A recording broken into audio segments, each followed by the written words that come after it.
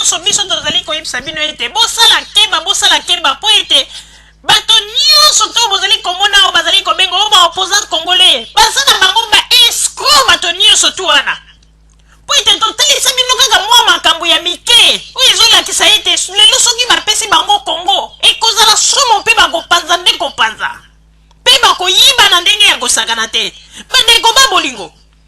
bozomona kaka mpona kolakisa ete bazali ba escroc mbongo na bino oyo bazwaka balobi oyo makambo ya ndongo mbongo yango place akenda eyebana te epuis mpo bazala ta na respect ya bapeuple congolais na makambo ya mabe basalaki baleka ta basenga baeskise no bamoni biso neti bambwa neti banyama mpe balingi ata kolobela likambo yango te donc mpona bango bazomona ete basali mpenza likambo ya bie mpe ezali normal alors ke soki totali malamu ezali normal te wana ezali escroquerie purement escroquerie vraiment ezali pasi mpe mawa yango wana mpona yango ngai nasili koloba na oyo ndeko asilaki kokoma mpe nasili kotalisa ndeko ifo yeba yango ete kokanisa teke soki omoni bato bazali kokoma na bamikanda likambo ba 6 millions de morts o bafemme violée nde bazali na souci ya peuple te esali 7 ans makambo wana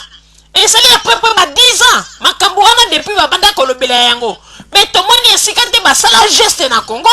tomoni esika te ezala ta o bangwanda oyo bato bazali koloba ongwanda o bamama landu tomoni ete esika te basali cotisation balobi ete oyo ezali cotisation na bango ba opposant congolais mpe balobi ete basangisi yango basali collecte moko donc spécial mpona ba opposant congolais totikali komona te me bango bato ya liboso bazali kofungola monoko kogenga neti batiaku mpona koloba ete balingi mboka na biso te bazali kowelela baintere na bango yango toza koyebisa bino bapeuple congolais bomoni ndenge tokutaki kokanga bango kaka na makambo na bango ya kosinesanga bato bapétition ya lokuta mpo nini basi basali ba ONG na CCC kuna na baparti politique na bango oyo ntango bazozwa bapétition wana bapétition wana ezokota na babiro ya leta wana poto na se kuna ezali na basuku vert ya ba ONG na bango nde esika bambongo ezoleka na bakonte na bango bakanisi toyebi te lokola bamoni ete makambo ya dongo to makambo oyo ebomaki bato kuna na nini oyo na ese lokola bamoni makambo ba 6 millions de morts wana ekomi deja expiré moyen ezali lisusu te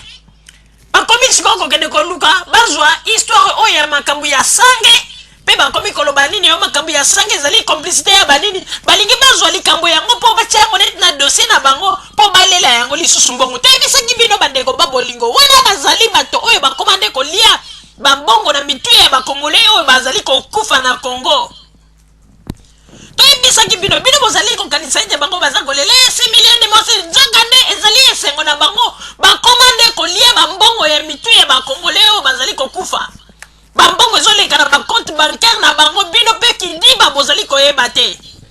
toyebisaka bino bapeuple congolais oyaki koluka vi na wana poto mpo na fami na yo luka vi na yo salisa fami na yo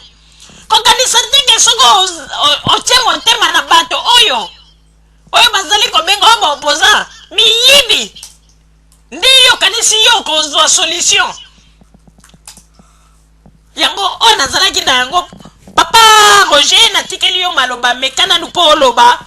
po ete tokota mpenza sikoyo na émission na biso oyo ya mokolo ya lelo na ndenge ete tosili kozwa dossier monene oyo toyebi tokotalisa bino lokuta ya baopposant congolais